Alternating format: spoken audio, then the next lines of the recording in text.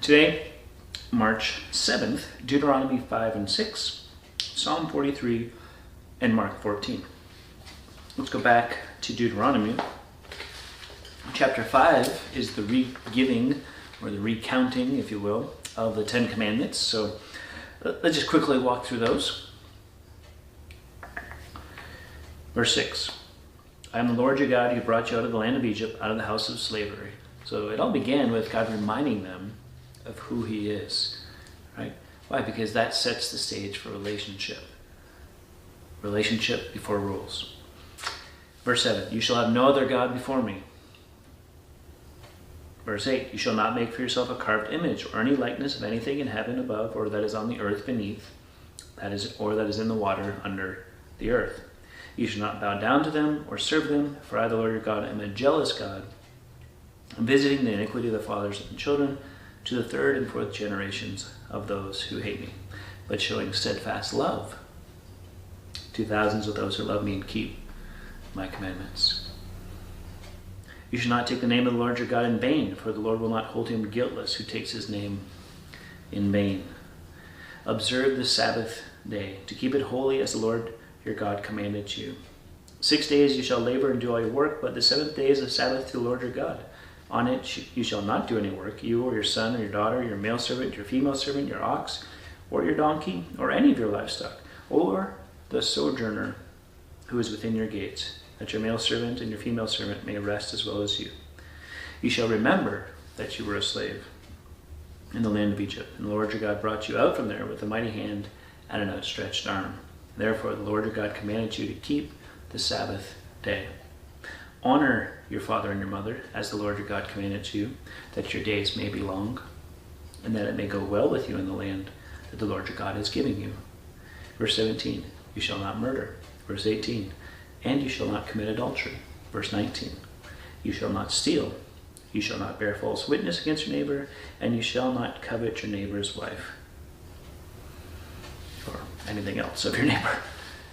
Those are the Ten Commandments, the basis of Western civilization, and yet how far we go from there because we want to live our own way.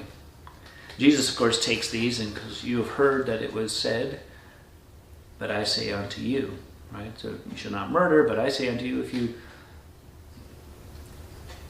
think murderous thoughts or hateful thoughts, you're murdering. Right? And so he says, do not commit adultery. I say if you lust, you have committed adultery already in your heart. In other words, what Jesus is getting at is sin is all invasive. It's not just because you've been a good person and you didn't go all the way and commit these and break these commandments, but you broke the heart of the law because you've failed in every way because we're sinful. So what's the solution?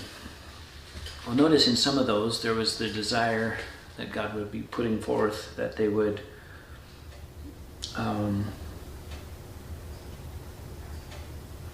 go forward, right? And we see it early in chapter 6 is where it starts to play out. This is the commandment, the statutes and the rules that the Lord your God commanded me to teach you, that you may do them in the land to which you're going over to possess it, that you may fear the Lord your God, you and your son's son, by keeping all his statutes and his commandments, which I command you all the days of your life, and that your days may be long. Verse 3, chapter 6. Hear therefore, O Israel, and be careful to do them, that it may go well with you, that you may multiply greatly, as the Lord, the God of your fathers, has promised you, in a land flowing with milk and honey. Hear, O Israel, the Lord our God, the Lord is one. You shall love the Lord your God with all your heart, with all your soul, and with all your might. These words I command you today shall be on your heart. You shall teach them diligently to your children. You shall talk of them when you sit in your house, when you walk by the way, and when you lie down, and when you rise. And he's going to go on and what's that? Love God with all your heart, mind, and soul. And pass it on. When you're at home with your kids, when you're on the way with your kids, when you're out and about, you're talking about the things of God, the commandments, the rules, the statutes of the Lord, that they're living and active, that they apply into real life situations. One of the dangers we have is great Bible reading time, no application. Great understanding that God's asking me to do this, or he's wanting me to encourage me in this area, or he's challenged me in that area, and then no application. The way application comes is continual reminders of what the Word says. And so that's what God was teaching them way back then, and I think that's what he wants to teach us as well. Till next time, keep growing, little by little.